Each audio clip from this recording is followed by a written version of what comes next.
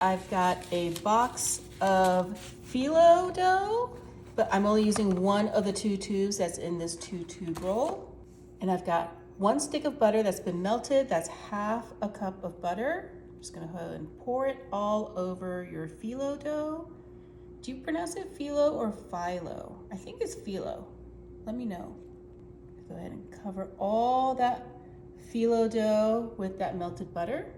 I'm gonna top everything with some apple pie filling. The whole thing just all over that dough and the butter. It's gonna be such an easy dessert to make. It is so good. Get that last bit out. Kind of spread this around so there's a little apple everywhere. I've got 2 containers of cinnamon applesauce. Just go ahead and put that in between, like dollops in between those big apple slices. You can use regular applesauce if you like. I like using the cinnamon one just because of the spices. Do the same with this one. Just kind of dot it in between all that apple pie filling. Gonna add some apple pie spices to the top of that. I know we use that cinnamon applesauce, but a little bit of extra spice makes everything so much more delicious. Then we're adding just a little bit of extra cinnamon to that. This is one of those desserts that every time I make it, people are like, let me know how you make it. It looks so complicated, but it's really like the easiest thing ever. To that, we're adding some pecan chips. You can use walnuts if you'd like. You can use the whole bag, but I'm just gonna use half of the bag for this recipe. And we're adding just a little bit of cracked salt, just to kind of cut down a little bit on that sweetness.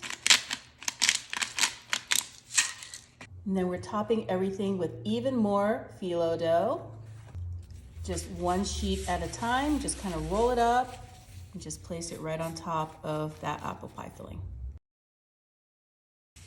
This is such a great recipe to make, so much easier than just making like a strudel from scratch or like a baklava. You smush up the phyllo like this instead of, doing every layer and buttering every layer. And I'm using full sheets of phyllo here, but this is also a great recipe if you've got broken phyllo that's already dried out.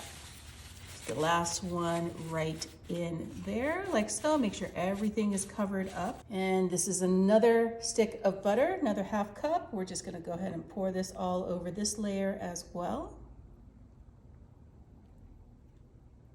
You can use a pastry brush, but to be honest, this is just as easy to do, especially for this recipe, because you don't need to do every single layer.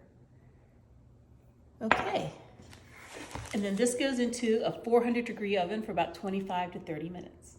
Wow, that looks so good, guys. Gonna cut into this with a pizza cutter. You can use a knife, but I think a pizza cutter is just a little easier. Cut through all those layers.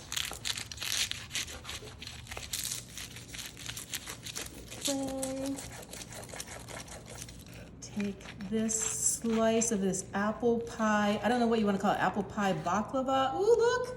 So many layers.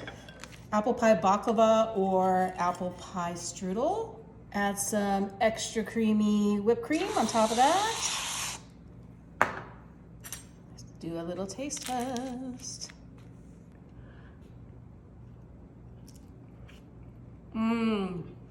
It's so good. It's like flakiest pastry with the apple pie on the inside. It is such a good dessert, guys. You need to make this.